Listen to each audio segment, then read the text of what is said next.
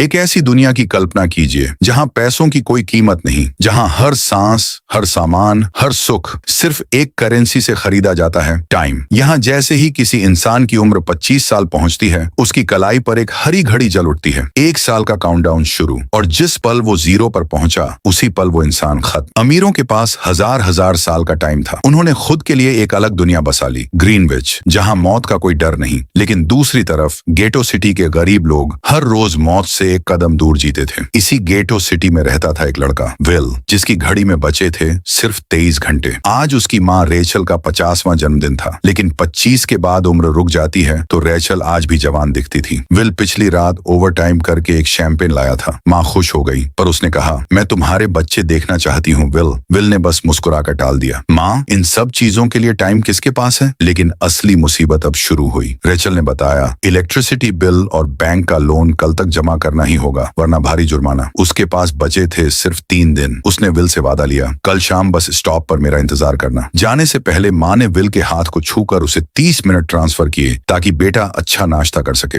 दोनों अपने अपने रास्ते निकल पड़े, अनजान की यह आखिरी मुलाकात होने वाली है। रास्ते में एक मासूम बच्ची ने विल से टाइम मांगा। विल ने मुस्कुराते हुए अपनी जिंदगी के 5 मिनट उसे कैप्सूल में दे दिए। फिर वो फैक्ट्री पहुंचा, कॉफी लेने गया तो देखा कीमत बिना किसी अनाउंसमेंट के डबल हो चुकी थी। 2 मिनट वाली कॉफी अब 4 मिनट की। मजबूरी में उसने अपनी जिंदगी के 4 मिनट फिर से खर्च कर दिए। रात होते ही विल अपने शराबी दोस्त के साथ एक बार में पहुंचा। वहां उसकी नजर पड़ी एक अजनबी पर, जिसे लड़कियों ने घेर रखा था, जो सबको मुफ्त शराब पिला रहा था। विल ने जैसे ही उसकी घड़ी पर नजर डाली, उसके होश उड़ गए। उस आदमी के पास था 116 साल का टाइम, और गेटो सिटी में तो किसी के पास 2 दिन से ज्यादा टाइम होता ही नहीं। तो फिर ये आदमी है कौन, और गेटो सिटी में इतना टाइम लेकर आया क्यों है? तभी अचानक बार का दरवाजा खुला और अंदर दाखिल हुआ शहर का सबसे खतरनाक नाम, फोर्टिस। फोर्टिस के बार में एंटर होते ही जैसे पूरा माहौल जम गया। हर कोई डर के मारे बाहर की तरफ भागा। ये वही गैंगस्टर था जो लोगों से जबरदस्ती टाइम लूटता था। विल का दोस्त उसे खींच कर ले जाने लगा, लेकिन विल रुक गया। एक कोने में छिपकर उसने सब कुछ देखने का फैसला किया। फोर्टिस सीधा उस अमीर अजनबी की तरफ बढ़ा, जिसका नाम था हेनरी। उसने चैलेंज दिया, टाइम फाइट, एक ऐसी आर्म रेसलिंग जिसमें हारने वाले की पूरी जिंदगी, हर एक सेकंड जीतने वाले की कलाई में समा जाती है। हेनरी नशे में धुत था। उसने कुछ पल की मोहलत मांगी, पर फोर्टिस ने अपना एक आदमी उसके साथ भेज दिया ताकि वो भाग न सके। बाथरूम में हेनरी उल्टियां करने लगा। साफ था, इस हालत में फोर्टिस से पंजा लड़ाना यानी पक्की मौत। तभी अचानक विल वहां पहुंच गया। एक ही झटके में उसने फोर्टिस के आदमी को गिरा दिया, हेनरी को उठाया और उसे लेकर वहां से निकल भागा, सीधा एक सुनसान सुरक्षित जगह पर। विल ने गुस्से से पूछा, मैंने कहा था ना, तुम्हारी जान खतरे में है, फिर जानबूझकर अपना टाइम बर्बाद क्यों कर रहे हो? हेनरी ने गहरी सांस ली और अपनी उम्र बताई, 105 साल। और फिर उसके मुंह से निकले वो शब्द जिसने विल को हिलाकर रख दिया, मैं जीना नहीं चाहता। विल हैरान रह गया। हेनरी ने आगे कहा, क्या तुमने कभी सोचा ये टाइम जोन्स क्यों बनाए गए? क्यों हर बार बिना बताए दाम बढ़ जाते हैं? असली सच अब सामने आया। महंगाई जानबूझकर बढ़ाई जाती है ताकि गरीब मरते रहें और उनकी मौत से ग्रीनविच के अमीर हमेशा की जिंदगी जीते रहें। पूरा सिस्टम सिर्फ उन्हीं का बनाया हुआ धोखा था। हेनरी ने कहा, मैं ऐसी जिंदगी नहीं जीना चाहता जो किसी गरीब की मौत से मिली हो। विल को एहसास हुआ, ये आदमी अमीर जरूर था, पर दिल से बहुत नेक। हेनरी ने पूछा, अगर तुम्हारे पास मेरे जितना टाइम होता तो क्या करते? विल ने मुस्कुराते हुए कहा, सबसे पहले घड़ी देखना बंद कर देता और अपनी माँ के लिए ग्रीनविच में एक घर खरीदता। रात गहराई, दोनों वहीं रुक गए। सुबह होते ही खतरा टलने का इंतजार था, लेकिन जब विल की आंख खुली, हेनरी वहां नहीं था, और विल की घड़ी पर जो लिखा था उसने उसकी दुनिया ही बदल दी। घड़ी में जुड़ चुके थे 116 साल। उसे लगा शायद अभी भी सपना देख रहा है। तभी उसकी नजर खिड़की पर पड़ी जहां लिखा था, मेरा टाइम बर्बाद मत करना। असली सच अब सामने आया। हेनरी ने अपनी पूरी जिंदगी विल के नाम कर दी थी। विल दौड़ता हुआ बाहर निकला और दूर एक ब्रिज के किनारे उसे हेनरी बैठा नजर आया। वो जितनी तेजी से भागा उतना कम था, क्योंकि हेनरी के पास बचे थे सिर्फ कुछ सेकंड्स, और अगले ही पल एक झटके के साथ हेनरी का टाइम 0 हो गया और वो ब्रिज से नीचे गिर गया। विल का दिल टूट गया, पर उसे एहसास हुआ अगर वो वहां रुका रहा तो लोग समझेंगे उसी ने हेनरी को मारा है। वो फौरन अपने दोस्त के पास पहुंचा। दोस्त उसकी घड़ी पर इतना टाइम देखकर सन्न रह गया। विल ने दोस्ती निभाते हुए उसे 10 साल का टाइम दे दिया। विल ने फैसला किया, अब यहाँ रुकना खतरनाक है। मैं अपनी माँ के लिए ग्रीनविच में एक सुरक्षित घर खरीदूंगा। वो सीधा उसी बस स्टॉप की तरफ चल पड़ा जहां उसकी माँ रेचल ने मिलने का वादा किया था। लेकिन दूसरी तरफ किस्मत कुछ और ही लिख चुकी थी। रेचल सारे बिल और लोन चुकाकर बस में चढ़ी, पर तभी उसे पता चला बस के किराए का दाम भी अचानक डबल हो चुका था। 1 घंटे की टिकट अब 2 घंटे की। रेचल के पास बचा था सिर्फ 1.5 घंटा। उसने ड्राइवर से गिड़गिड़ाई, अगले स्टॉप पर मेरा बेटा बाकी टाइम दे देगा, पर ड्राइवर ने साफ इनकार कर दिया। टाइम नहीं है तो पैदल जाओ। बस में बैठे किसी भी पैसेंजर ने मदद नहीं की। बस वहां से निकल गई। रेचल के पास अब कुछ ही मिनट बचे थे। वो दौड़ पड़ी, पैदल हांफते हुए हर दरवाजे पर दस्तक देती, टाइम की भीख मांगती, पर कोई तैयार नहीं था। उधर विल फूलों का गुलदस्ता लिए बस स्टॉप पर इंतजार कर रहा था। बस आई, पैसेंजर उतरे, पर माँ नहीं थी।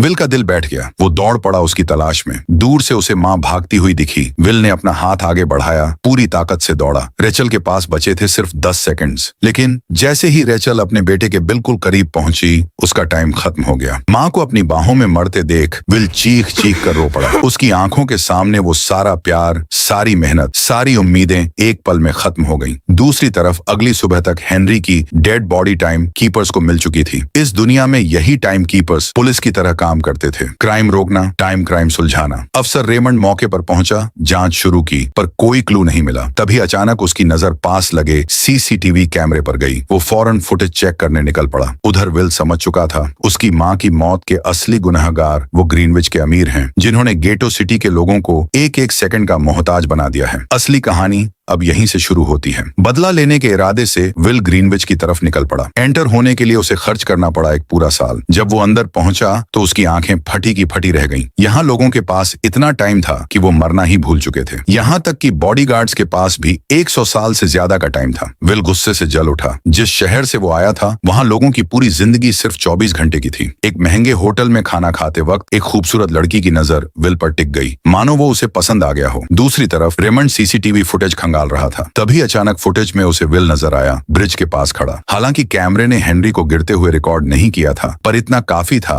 रेमंड को शक में डालने के लिए। रिसर्च के बाद उसे पता चला विल नाम का शख्स भारी मात्रा में टाइम खर्च करके ग्रीनविच में दाखिल हुआ है। रेमंड को अब यकीन हो चुका था हेनरी का कातिल विल ही है। वो फौरन अपनी टीम के साथ ग्रीनविच की तरफ रवाना हो गया। उधर विल एक आलीशान कैसीनो में पहुंचा जहां अमीर लोग पोकर खेल रहे थे। एक नए चेहरे को देख सब उस पर हंसने लगे। अनजान थे कि विल गैम्बलिंग में माहिर है। उसने बाजी लगाई शहर के सबसे रईस इंसान फिलिप के साथ। फिलिप का अपना टाइम बैंक था जो लोगों को टाइम उधार देता था। उसके साथ बैठी थी उसकी बेटी, वही लड़की जो कुछ देर पहले विल को देख रही थी। गेम शुरू हुई। विल ने अपनी जिंदगी का सारा टाइम दांव पर लगा दिया और अपने दिमाग के दम पर फिलिप से जीत लिए 1100 साल। फिलिप की बेटी सिल्विया विल से बुरी तरह इंप्रेस हो गई। उसने विल को अगली रात अपने घर की पार्टी में इनवाइट कर दिया, लेकिन विल को नहीं पता था उस पार्टी में उसका इंतजार कुछ और ही कर रहा है। अगली शाम विल एक नई नवेली कार खरीदकर फिलिप की पार्टी में जा पहुंचा। पार्टी परवान चढ़ी। विल और सिल्विया साथ डांस करने लगे और सिल्विया मन ही मन विल को दिल दे बैठी।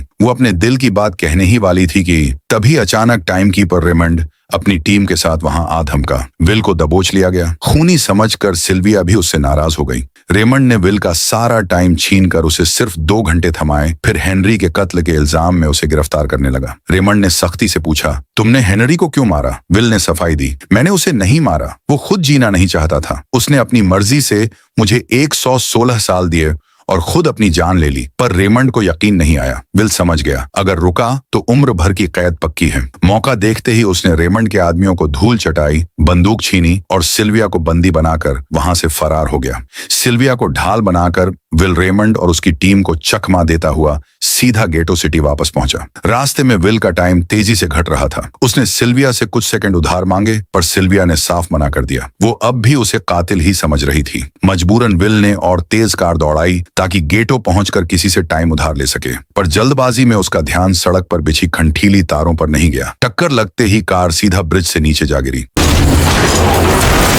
विल और सिल्विया बेहोश हो गए। असल में ये जाल किसी और ने नहीं, फोर्टिस और उसकी गैंग ने बिछाया था। फोर्टिस ने देखा सिल्विया के पास 10 साल का टाइम है। उसने चुपचाप उसका पूरा टाइम चुरा लिया और फरार हो गया। जब दोनों को होश आया, सिल्विया ने अपनी घड़ी देखी। बचे थे सिर्फ 30 मिनट। विल के पास भी बस कुछ मिनट थे। फिर भी उसने अपने कुछ मिनट सिल्विया को दे दिए ताकि दोनों का टाइम बराबर हो सके। विल उसे लेकर अपने उसी दोस्त के घर पहुंचा जिसे उसने 10 साल दिए थे। दरवाजा खोला दोस्त की पत्नी ने और उसने गुस्से से जो कहा उसने विल को अंदर तक हिला दिया। तुम्हारे दिए 10 साल ने मेरे पति की जान ले ली। उसने सारा टाइम शराब में उड़ा दिया। विल मायूस हो गया, पर अब समय बर्बाद करने का मौका नहीं था। तभी विल की नजर सिल्विया के कानों की हीरे की इयररिंग्स पर पड़ी। विल ने वो हीरे की इयररिंग्स बेच दी। बदले में मिला 2 दिन का टाइम। जान बच गई, पर असली मकसद अभी बाकी था। विल सिल्विया को लेकर एक फोन बूथ पर पहुंचा। उसने फिलिप को कॉल मिलाया और बताया कि उसकी बेटी सही सलामत है। उस वक्त फिलिप के पास रेमंड भी मौजूद था और विल को ये बात अच्छे से पता थी। विल ने डील रखी, सिल्विया को छोड़ने के बदले 10,000 साल का टाइम, जो टाइम बैंक के जरिए गरीबों में बांटा जाए। कल सुबह तक की डेडलाइन। फिलिप के लिए ये रकम कुछ भी नहीं थी, पर वो किसी भी कीमत पर गरीबों को टाइम देने को तैयार नहीं था। रात भर विल और सिल्विया साथ रहे। इसी दौरान सिल्विया ने पूछा, तुम्हारी फैमिली कहाँ है? विल ने बताया, पिछली रात ही टाइम ना होने की वजह से उसकी माँ की मौत हो गई। ये सुनकर सिल्विया के अंदर कुछ टूट गया। उसे पहली बार एहसास हुआ, गेटो के लोग हर पल मौत के साए में जीते हैं। अगली सुबह बैंक खुला, पर उसने गरीबों में एक पल का भी टाइम नहीं बांटा। सिल्विया को समझ आ गया, उसका बाप सिर्फ एक बिजनेसमैन नहीं, बल्कि इस पूरे क्रूर सिस्टम का हेड है जो गरीबों की मौत से अपनी उम्र बढ़ाता है। सिल्विया की मायूसी देख विल ने उसे वापस घर भेजने का फैसला किया। फोन बूथ पर लाकर उसने सिल्विया को अपने पिता को कॉल करने को कहा और खुद की हिफाजत के लिए एक हथियार भी थमा दिया। सिल्विया फोन पर बात कर ही रही थी कि तभी अचानक रेमंड चुपचाप वहां आ पहुंचा और विल पर सीधा गन तान दी। वो गोली चलाने ही वाला था कि सिल्विया की नजर पड़ गई। घबराहट में उसने रेमंड पर फायर कर दिया।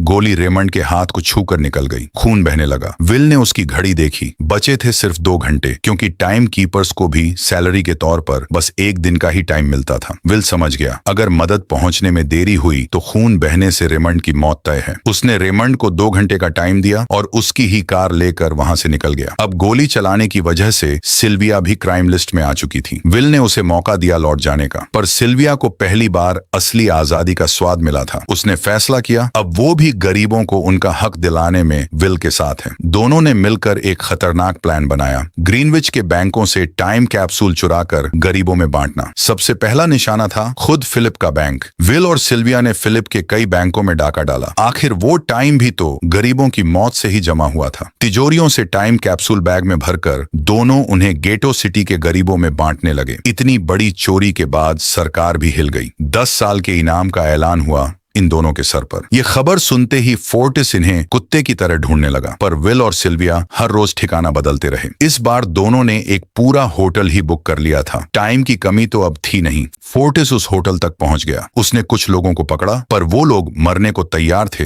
विल सिल्विया का ठिकाना बताने को नहीं। जिन पर विल के एहसान थे वो वफादार निकले, पर जब फोर्टिस ने बेरहमी से जोर जबरदस्ती की तो एक बंदा मौत के डर से टूट गया और होटल का पता बता दिया। तभी अचानक फोर्टिस अपनी पूरी गैंग के साथ वहां आ धमका। विल और सिल्विया का बच पाना नामुमकिन लग रहा था। फोर्टिस ने विल को टेबल पर बिठाया। फिर से वही टाइम फाइट का चैलेंज। विल जानता था इनकार का मतलब सीधा मौत। पंजा जमा। मौत का खेल शुरू हुआ। फोर्टिस माहिर था। उसने शुरुआत में ही विल का हाथ झुका दिया। टाइम तेजी से विल से फोर्टिस में जाने लगा। विल जैसे जानबूझकर हार रहा था, पर जब विल के पास बचे सिर्फ 3 से 4 सेकंड, असली खेल अब शुरू हुआ। एक झटके में विल ने फोर्टिस का हाथ नीचे पटक दिया। फोर्टिस की आंखें फटी रह गईं। वो पूरी ताकत लगा रहा था, पर विल के आगे बेबस था। गैंग वालों का ध्यान भटकते ही विल ने अपने जूते से छिपाई गन निकाली और पलक झपकते सबको ढेर कर दिया। इसी बीच फोर्टिस का टाइम 0 हो गया। वो भी वहीं ढेर हो गया। विल और सिल्विया फौरन वहां से भागे, पर बाहर निकलते ही उन्हें एक झटका और लगा। अमीरों ने महंगाई कई गुना बढ़ाकर उनका सारा बांटा हुआ टाइम बेकार कर दिया था। विल टूट गया। अगर 1000 साल भी बांट दें, अमीर महंगाई और बढ़ा देंगे, गरीबों की हालत कभी नहीं सुधरेगी। सिल्विया ने कहा, कोई तो रास्ता होगा। विल ने आखिरी और सबसे खतरनाक प्लान बताया, हमें लाखों साल चुराने होंगे। अगली सुबह फिलिप अपने बॉडीगार्ड्स के साथ ऑफिस पहुंचा। तभी तभी अचानक सिल्विया वहां आई और बोली, मैं सरेंडर करना चाहती हूँ। गार्ड्स ने फौरन गन तान दी, पर पीछे गार्ड की वर्दी में छिपा विल पहले ही वहां पहुंच चुका था। उसने फिलिप के सर पर गन रखी, लॉकर खुलवाया और अंदर से निकाला वो टाइम कैप्सूल जिसमें था 10 लाख साल, एक एक साल गरीबों की मौत से जमा हुआ खून पसीना। दोनों वो कैप्सूल लेकर भाग निकले। रेमंड को खबर मिली, वो फौरन पीछे लग गया। उसकी अपनी घड़ी में बचा था 1 घंटे से भी कम। उसने हेडक्वार्टर से सैलरी कैप्सूल मंगवाया, पर विल की कार दिखते ही बिना टाइम ट्रांसफर किए वो सीधा उनके पीछे दौड़ पड़ा, क्योंकि अगर वो 10 लाख साल गरीबों तक पहुंच गए तो पूरा गेटो शहर अमर हो जाता और अमीरों का पूरा सिस्टम तहस नहस। रेमंड ने पूरी जान लगा दी, पर विल और सिल्विया को रोक नहीं पाया। उन्होंने कैप्सूल एक मासूम बच्ची के हाथों सौंप दिया और खुद एक सुनसान जगह छुप गए, जानते हुए कि रेमंड सीधा उन्हीं के पीछे आएगा। गेटो शहर के लोग अब अमर हो चुके थे, पर विल और सिल्विया के पास खुद बचा था सिर्फ कुछ ही मिनट। तभी अचानक रेमंड ने उन्हें दबोच लिया, धमकी दी, चुराया टाइम वापस करो वरना जान से जाओगे। विल ने शांति से अपनी घड़ी दिखाई और मुस्कुराया, याद है जब तुम मरने वाले थे मैंने तुम्हें टाइम उधार दिया था, वो तो तुम्हें लौटाना चाहिए। रेमंड की आंखें फटी रह गईं। जल्दबाजी में उसने अपनी घड़ी पर नजर ही नहीं डाली थी। अब बचे थे सिर्फ 5 सेकंड, जो देखते ही देखते 0 हो गए। रेमंड वहीं ढेर हो गया, पर विल और सिल्विया के पास भी अब बचा था सिर्फ 1 मिनट। आसपास कोई मदद नहीं, मौत सामने खड़ी थी। दोनों ने मायूस होकर एक दूसरे को गले लगा लिया। तभी अचानक विल की नजर रेमंड की कार पर पड़ी। वो जान बचाने दौड़ा, रेमंड की सैलरी का टाइम अपनी घड़ी में भरा और फिर सिल्विया की तरफ दौड़ पड़ा। सिल्विया के पास बचे थे बस कुछ सेकंड्स, ठीक वैसा ही पल जैसा विल ने अपनी माँ को खोते वक्त देखा था। इस बार वो हारना नहीं चाहता था। विल बिल्कुल करीब था और ठीक आखिरी पल में सिल्विया उसकी बाहों में गिर पड़ी। जान बच गई। गेटो शहर के हर इंसान की जिंदगी में अब कोई डेडलाइन नहीं थी। किसी को फैक्ट्रियों में मरने के लिए टाइम कमाने की जरूरत नहीं रही। सब अपने सपनों को जीने ग्रीनविच की तरफ निकल पड़े और अमीरों का बनाया वो क्रूर सिस्टम आखिरकार ढह गया। यहीं खत्म होती है ये कहानी।